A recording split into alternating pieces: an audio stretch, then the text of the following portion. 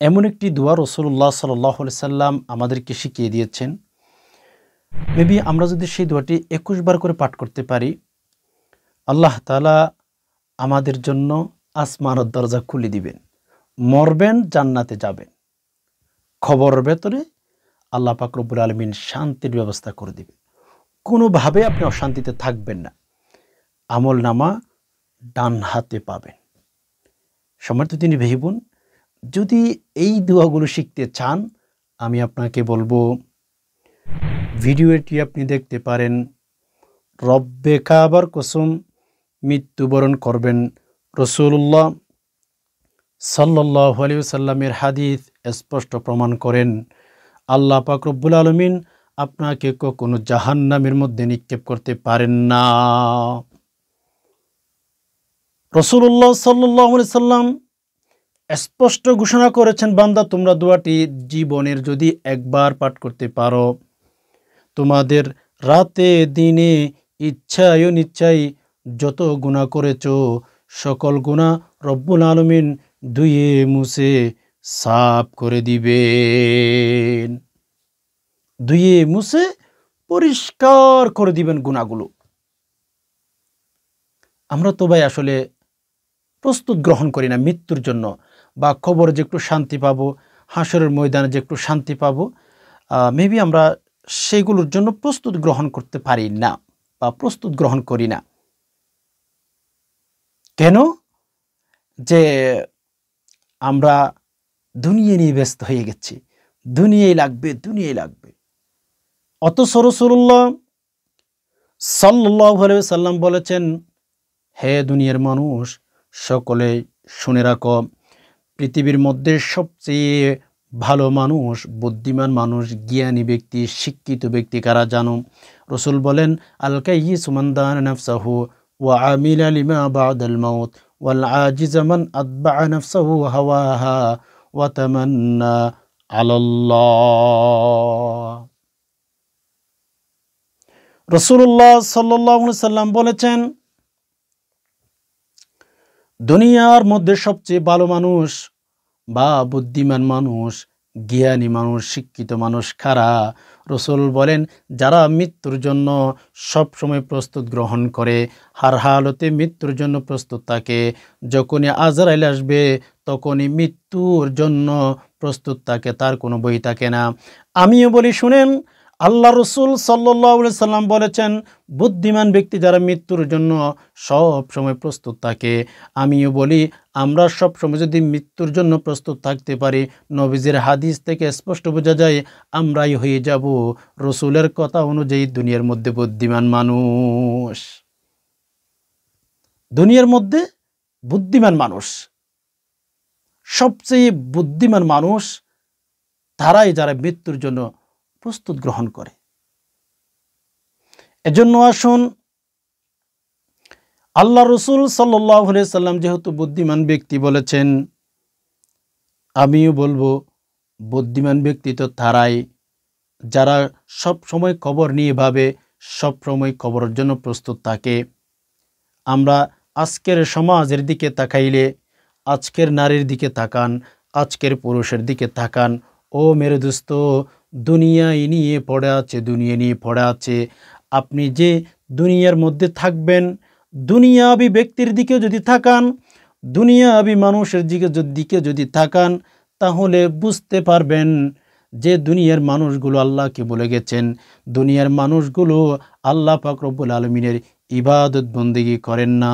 দুনিয়ার মানুষগুলো সব সময় কিন্তু দুনিয়া নিয়ে ব্যস্ত হয়ে গেছে। সে যে মৃত্যুবরণ করবে, সে যে দুনিয়া থেকে বিদায়ী হয়ে যাবে, এটা কিন্তু ভুলেই গেছে। না হই সকাল থেকে বিকাল পর্যন্ত দোকানে বসে থাকে, জোহরের নামাজের সময় যায়, নামাজের টেনশন করে না। ব্যবসায়ী যারা রয়েছে সবাই কিন্তু একরকম না। কিছু ব্যবসায়ীর কথা বলেছি, দোকান খুলে বসে আছে, কখন কাস্টমার আসবে, কখন বিক্রি হবে, কিন্তু ২৪ ঘন্টা যদিও এই চিন্তার মধ্যে মগ্ন থাকে, একটুও চিন্তা করে না তার জোহর নামাজ কাজা হয়ে যাচ্ছে, আসর নামাজ কাজা হয়ে যাচ্ছে, মাগরিবের নামাজ কাজা হয়ে যাচ্ছে, ইশার নামাজ কাজা হয়ে যাচ্ছে, ফজর নামাজ ঘুমের মধ্যে চলে যাচ্ছে। এই চিন্তাটা কিন্তু কেউ করে না। দুনিয়া নিয়ে ব্যস্ত। মেরে দোস্ত, আমরা যে সবাই কবরের দিকে যাত্রা শুরু করেছি, এই কথা কিন্তু তেমন মানুষে স্মরণ রাখে না। মানুষ ভুলে যায়। মানুষ কথা স্মরণ রাখে না, খবরের কথা ভুলে গেছে। মৃত্যুর কথা স্মরণ করে না, মৃত্যুর কথা ভুলে গেছে। এজন্য দেখবেন ইসলামিক কথাগুলো মানুষ শুনতে চায় না, ইসলামিক কথাগুলো মানুষ পছন্দ করে না, ইসলামিক কথাগুলো মানুষ সহজে মেনে নিতে চায় না। আমি বলি শুনেন, আল্লাহ রসুল সাল্লাল্লাহু আলাইহি ওয়াসাল্লাম বলেছেন, তোমরা হার হালতে সবসময় মৃত্যুর জন্য প্রস্তুত থাকো, কেননা তোমাদেরকে যে কোনো সময় আয়েশা দুনিয়া থেকে বিদায় করে দিতে পারে। বাচ্চা হারুনুর রশিদের একটা ঘটনা মনে পড়ে গেছে। বাচ্চা হারুনুর রশিদ, তার দরবারে একজন ব্যক্তি ছিল, একজন উজির ছিল বলতে পারেন, বলখম। উনি একজন মজনুনের মতো ছিল, পাগলের মতো, কিন্তু আল্লাহওয়ালা ছিলেন। আল্লাহ পাক রব্বুল আলামিনকে অনেক অনেক অনেক অনেক ভয় করতেন তিনি। বলখম উনি একজন আল্লাহ তাআলার প্রিয় বান্দা ছিলেন বলতে গেলে। তো বাচ্চা হারুন রশিদ তাকে বলছিল, তার বাচ্চা হারুন রশিদের একটা হাতের মধ্যে লাঠি থাকতো।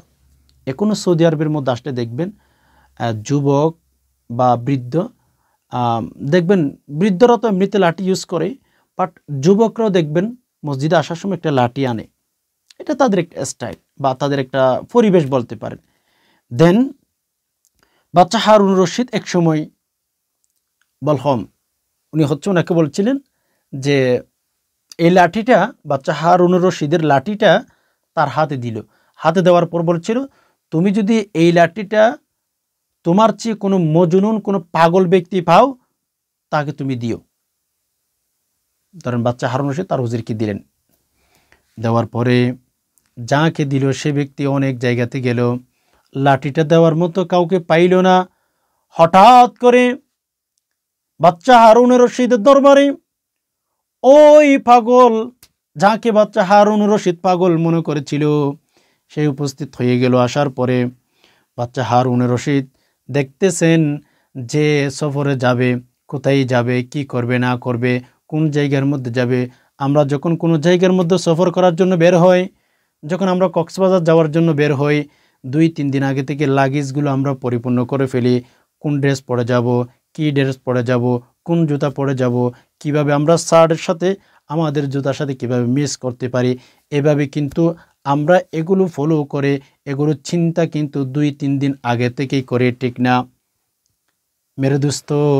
এইভাবে যদি আমরা দুনিয়াবি জিনিস নিয়ে টেনশন করতে পারি, আমরা পরকাল নিয়ে টেনশন করি না, আমরা কবরে গিয়ে কিভাবে থাকবো, হাসরের ময়দানে কিভাবে থাকবো, ফুলসিরাত কিভাবে অতিক্রম করব, মিজানের দাঁড়িপাল্লা যে আমাদের জন্য অপেক্ষা করতেছে সেখান থেকে কিভাবে পার হব, আল্লাহ পাক রব্বুল আলামিনের সামনে 50,000 বছর আমাদেরকে দাঁড়িয়ে থাকতে হবে, সে চিন্তাও কিন্তু আমরা অনেকে করি না। সব কিছু বলে গিয়ে দুনিয়া নিয়ে ব্যস্ত হয়ে গেছে। আমরা হয়তো মৃত্যুবরণ করব না, আমরা যে মৃত্যুবরণ করব এটাও কিন্তু অনেকে বলে গেছে, ঠিক না? তো বাচ্চা হারুন রশিদের ওই উজির হারুন রশিদের হাতের মধ্যে লাঠিটা দিল। বাচ্চা হারুন রশিদের কাছে জিজ্ঞেস করছিল, বাচ্চা হারুন রশিদ, আপনি তো সফরে যাবেন, জাহাপনা, আপনি প্রস্তুত কি নিয়েছেন, কতটুকু নিয়েছেন? বাচ্চা হারুন রশিদ তার উজিরের কাছে একথা শুনে তাজ্জুব হয়ে গেলেন। একজন আমি তো মজনুন মনে করেছিলাম, পাগল মনে করেছিলাম, তার মুখে এই কথা। বাচ্চা হারুন রশিদকে লাঠি হাতে ধরিয়ে দিল, আর বলছিল, বাচ্চা হারুন রশিদ, জাহাপনা, বিয়াদবি, মাফ করবেন, ক্ষমা করবেন। আমি আপনাকে একটা কথা বলতে চাই, আপনি কোনো জায়গার মধ্যে যে সফর করবেন অবশ্যই আপনার প্রস্তুতি আছে। আমরা যে দুনিয়া থেকে বিদায় হয়ে যাব, আমরা যে খবর ভেতরে চলে যাব, আমরা আমল কতটুকু করেছি, আমরা গুনার জন্য তাও বা কতটুকু করতে পেরেছি, আল্লাহ পাক রব্বুল আলামিনের কাছে আমরা কতটুকু মাফ চাইতে পেরেছি, এটা আমাদের বুদ্ধিমানের পরিচয়।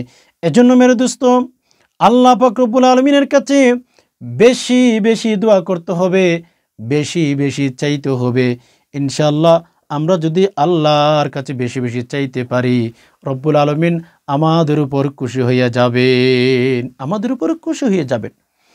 এজন্য আমি একটা দোয়ার কথা প্রথমেই বলবো, গুনাহ মাফ করার জন্য দৈনিক 21 বার বা 100 বার বা 99 বার একটা সংখ্যা নির্ধারণ করে আপনি ততবার দোয়াটি পাঠ করবেন, ততবার দোয়াটি পাঠ করার চেষ্টা করবেন। দোয়াটি কি? লা ইলাহা ইল্লাল্লাহু মুহাম্মাদুর রাসূলুল্লাহ। যদি পারেন শুধু এতটুকু পড়েন, লা ইলাহা ইল্লাল্লাহ, লা ইলাহা ইল্লাল্লাহ, লা ইলাহা ইল্লাল্লাহ পাঠ করেন। জীবনের গুনাহগুলো সাবানের মতো পরিষ্কার হয়ে যাবে, কোনো গুনাহ থাকবে না। লা ইলাহা ইল্লাল্লাহ এমন একটি কালিমা, ও মেরে দোস্ত, হয়তো আমরা অনেকে জানি না লা ইলাহা ইল্লাল্লাহর কত ফজিলত রয়েছে, আমরা অনেকে জানি না। মায়ের পেট থেকে আসার পর থেকে আপনি সূর্য পূজা করেছেন, মূর্তি পূজা করেছেন, শিরিক গুনাহ করেছেন, তবে মানুষের হক নষ্ট করেন নাই। মনে রাখবেন, মানুষের হক আল্লাহ কখনো ক্ষমা করবেন না। এই গুনাহটা ছাড়া দুনিয়ার মধ্যে আপনি যত গুনাহ করেছেন, মূর্তি পূজা করেছেন, গাছ পূজা করেছেন, সূর্য পূজা করেছেন, এক সময় যদি হঠাৎ করে আপনার মনের মধ্যে খবরের বই চলে আসে, মৃত্যুর বই চলে আসে, ওই সময়ের মধ্যে যদি একবার শুধুমাত্র কেবলমাত্র লা ইলাহা ইল্লাল্লাহ পাঠ করতে পারেন, রব্বুল আলামিন অবশ্যই অবশ্যই আপনার জীবনের যৌবনের সকল গুনাহের অধ্যায়, গুনাহের পাহাড় ধুয়ে মুছে সাফ করে দিবে। গুনাহের পাহাড় শেষ হয়ে যাবে যদি ইখলাসের নিয়তে শুধুমাত্র কেবলমাত্র একবার লা ইলাহা ইল্লাল্লাহ পাঠ করতে পারেন। এজন্য একটা রুটিন তৈরি করেন, লা ইলাহা ইল্লাল্লাহ, লা ইলাহা ইল্লাল্লাহ, লা ইলাহা ইল্লাল্লাহ কালিমাটি পাঠ করতেই থাকেন। রব্বে কাবার কসম, মরবেন তো জান্নাতের ভেতরে ঢুকে যেতে পারবেন। এটা বলতে গেলে পাসপোর্ট বলতে পারেন। যে কোনো দেশে গেলে, আপনি যেই দেশে বসবাস করেন, হ্যাঁ, সৌদি আরবে যাবেন, মালয়েশিয়া যাবেন, ইউরোপ যাবেন, আমেরিকা যাবেন, যেখানে যাবেন না কেন, কাতার যাবেন, দুবাই যাবেন, অস্ট্রেলিয়া যাবেন, যে কোনো দেশের মধ্যে যাবেন না কেন, আপনার বাংলাদেশি পাসপোর্ট লাগবে। এই পাসপোর্ট ছাড়া কিন্তু কোনো দেশের মধ্যে আপনি প্রবেশ করতে পারবেন না, পাসপোর্ট লাগবে। আমি তো বলি জান্নাতের জন্য, জান্নাতের ভেতরে প্রবেশ করার জন্যে লা ইলাহা ইল্লাল্লাহ হচ্ছে পাসপোর্টের মতোই। লা ইলাহা ইল্লাল্লাহ যদি থাকে আপনার আমলনামার মধ্যে, আমি বলি শুনেন, আপনার জীবনের যৌবনের সকল গুনাহগুলো শেষ হতে কিন্তু 1 সেকেন্ডও দেরি হবে না। যেমন আমরা তো দেখি অনেক কাফের, অনেক খ্রিস্টান, অনেক হিন্দু কিন্তু লা ইলাহা ইল্লাল্লাহ পাঠ করে ইসলাম ধর্ম গ্রহণ করে থাকে। রাসূল তাদের জন্য সুসংবাদ দিয়েছেন, কালিমা এমন একটি পাওয়ারফুল কালিমা, এমন একটি দোয়া, এটা পাঠ করতে দেরি হয়, বান্দার আমল নামা থেকে গুনাহগুলো ঝরে যাইতে দেরি করেন না, গুনাহগুলো ঝরে যাইতে দেরি করেন না, সাথে সাথে ঝরে যায়। এজন্য সাহাবীদেরকে নবীজি বলেছিলেন, সাহাবী একরাম, তোমরা তোমাদের ঈমানকে মজবুত করো, নবায়ন করো, তোমাদের ঈমানটাকে মজবুত করে ফেলো। সাহাবী একরাম রাসূলুল্লাহ সাল্লাল্লাহু আলাইহি সাল্লামের কাছে জানতে চেয়েছিলেন যে, ইয়া রাসূলুল্লাহ, ইয়া হাবিবাল্লাহ, একটু কি বলবেন আমাদের ঈমান, আমাদের আমল, আমাদের ঈমান কিভাবে মজবুত করতে পারি? এমন কি আমল আছে যে আমরা আমলটি করার কারণে আমাদের ঈমান আল্লাহ পাক রব্বুল আলামিন মজবুত করে দিবেন? তখন নবী আলাইহিস সালাতু ওয়াস সালাম সাথে সাথে বলেছিলেন, তোমরা সকাল বিকাল লা ইলাহা ইল্লাল্লাহ পাঠ করো, তোমাদের ঈমান আল্লাহ তাআলা নবায়ন করে দিবেন, মজবুত করে দিবেন। এজন্য লা ইলাহা ইল্লাল্লাহ সবসময় হার হালতে পাঠ করবেন। পাশাপাশি আরেকটা দোয়া আমি আপনাদেরকে শিখিয়ে দেব। যে সমস্ত ভাই বোন বেশি অভাবের মধ্যে পড়ে গেছেন, ঋণগ্রস্ত হয়ে গেছেন, যদি ইখলাসের নিয়তে সহি শুদ্ধভাবে দোয়াটি পাঠ করতে পারেন, রব্বে কাবার কসম আল্লাহ তাআলা আসমানের দরজা খুলে দিবেন। রব্বুল আলামিনের কাছে যা চাইবেন অবশ্যই অবশ্যই রব্বুল আলামিন আপনাকে দিয়ে ফেলবেন। যা চাইবেন পাবেন। আসমানের দরজা খুলে যাবে, আসমানের দরজা খুলে যাবে আল্লাহর কাছে চাইলে, দোয়াটি পাঠ করলে। নবীজি বলেছেন আসমানের দরজা যদি আপনার জন্য খুলে যায়, আমার জন্য যদি আসমানের দরজা খুলে যায়, আমরা দোয়া করতে দেরি হবে, আল্লাহ আমাদেরকে দিতে কিন্তু দেরি করবেন না, আল্লাহ দিয়ে ফেলবেন। আসমানের দরজা যখন খুলে যাবে না, আমাদেরকে দিতে আল্লাহ দেরিও করবেন না। এই জন্য ছোট্ট একটা দোয়া রাসূল শিখিয়ে দিয়েছেন। মেরে দোস্ত, দোয়াটি পাঠ করবেন। আল্লাহু আকবার কাবীরা ওয়ালহামদুলিল্লাহি কাসীরা ওয়া সুবহানাল্লাহি বুকরাতাও ওয়া আসীলা। 21 বার পাঠ করার চেষ্টা করবেন। আল্লাহু আকবার কাবীরা ওয়ালহামদুলিল্লাহি কাসীরা ওয়া সুবহানাল্লাহি বুকরাতাও ওয়া আসীলা। আল্লাহু আকবার কাবীরা ওয়ালহামদুলিল্লাহি কাসীরা ওয়া সুবহানাল্লাহি বুকরাতাও ওয়া আসীলা। আল্লাহু আকবার কাবীরা ওয়ালহামদুলিল্লাহি কাসীরা ওয়া সুবহানাল্লাহি বুকরাতাও ওয়া আসীলা। এই দোয়াটি যদি আমরা পাঠ করতে পারি, আসমানের দরজা খুলে যাবেন। আল্লাহর কাছে যা যা যা চাইব আল্লাহ আমাদেরকে দিতে কিন্তু বাধ্য হয়ে যাবে। এজন্য হাঁটতে বসতে চলতে ফিরতে এই দোয়াটি পাঠ করবেন। আল্লাহ আসমানের দরজা খুলে দিবেন, যা চাইবেন অবশ্যই অবশ্যই আপনি পেয়ে যাবেন।